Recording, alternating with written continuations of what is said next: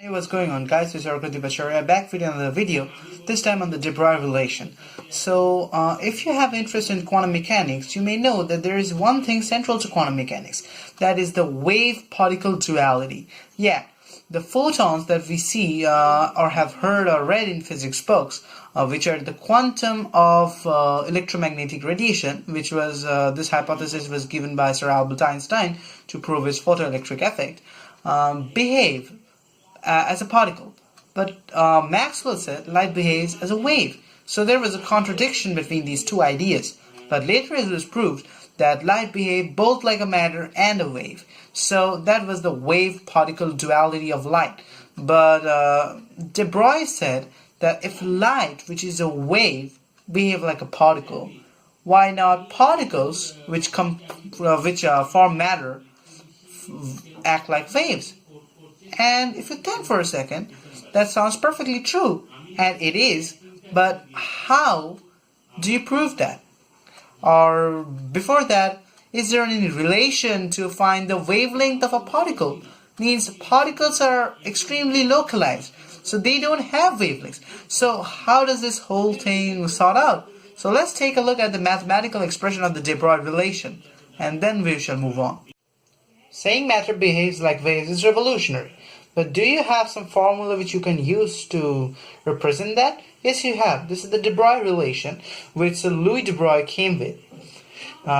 First of all, we can easily prove this relation by taking the help of the dual nature of light, which was used by Sir Albert Einstein to explain his photoelectric effect. So we can just write that the momentum of light, which is P, can be written as h times nu divided by c. So this p here is the momentum, as I said. C is obviously the speed of light. Well, this nu here is the frequency of light. Now we know that c, which is the speed of light, is the product of the frequency times the wavelength of that light. From here we find that the frequency is c divided by the wavelength. So we can put that thing right here and find out that the momentum is coming out to be h divided by lambda. So, and h here is the Planck's constant, by the way. The value of h is 6.626 times 10 to the minus 34 joules second. So that's a pretty small value. So you can use this equation to find the momentum of light. But what de Broglie said was that the light, just as light behaves like a particle, particles too behave like light. So he used this equation and transformed this into this, just changing the sides. So this here is the wavelength of the matter wave. This again is h, Planck's constant, and this is the momentum of the particle. Now when we are going into the realm of particle, we can just use the good old formula from Newtonian mechanics of momentum, which is m times v, mass of the particle times its velocity. So here, using this, you can come up with the de Broglie relation. So that was a mathematical representation of the de Broglie relation, which is for the de Broglie hypothesis. But why then don't we see the wavelengths of objects like a tennis ball or a football around us? Or rather, why don't we see the wavelength of the car that we are riding?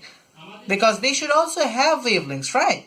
Now, why doesn't the day-to-day objects around us have wavelengths that can be detected by physical instruments? Will be clear when you see this part. So now you can see that when you calculate the wavelength of an electron using the de Broglie relation, you find that the wavelength is 0.33 nanometers. But when you calculate the wavelength of a tennis ball, it comes 6.626 times 10 to the minus 25 nanometers.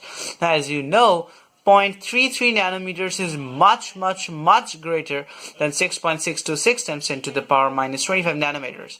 That makes the wavelength of an electron, that means the matter wave of an electron, has a much higher wavelength than that of a tennis ball, which has a much higher mass. So currently in physics, we don't have instruments that are able to measure wavelengths of this small magnitude. So we are unable to measure the wavelengths of large objects like tennis ball. So macroscopic objects, we cannot find their wavelengths. But an electron, which is a microscopic object, has such a small mass that its wavelength can be calculated and can also be experimentally observed using our instruments that we currently have. Electron is a very crucial subatomic particle.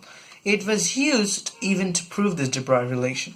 The thing is that when you can do various types of experiments with the electron.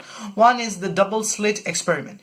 Using electrons in that double slit experiment, scientists found that the electrons using the double slit experiment were forming an interaction pattern which was similar to waves, which showed that electrons, which are particles, actually behave like waves. So this proved the wave-particle duality. There was also the diffraction experiment. Diffraction means that waves bend or don't propagate rectilinearly when they bend around the corner, which is of smaller size than their wavelengths.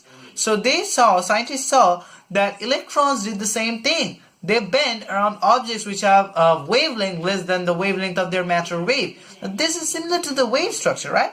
So this ultimately proved, these two experiments, the double slit experiment and this diffraction experiment, proved that the electron actually behaved like a wave. But we all know it is a particle. So that proved the dual nature of the wave-particle duality of matter. Thank you very much for watching this video. If you like this, definitely subscribe to this channel, and I'll catch you guys in the next one.